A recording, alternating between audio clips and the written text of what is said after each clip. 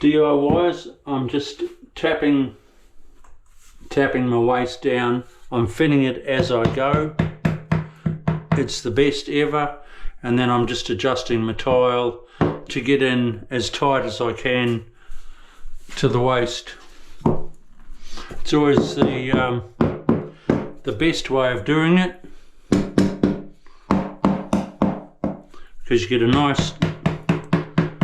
nice tight fit without chipping your tile. And you're laughing.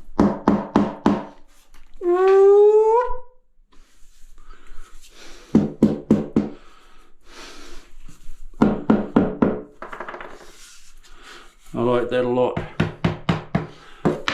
And when it's set in with sand and cement, it doesn't sink. And there you have it. Beautiful. I like it. Okay, I'll come back to you soon. Bye.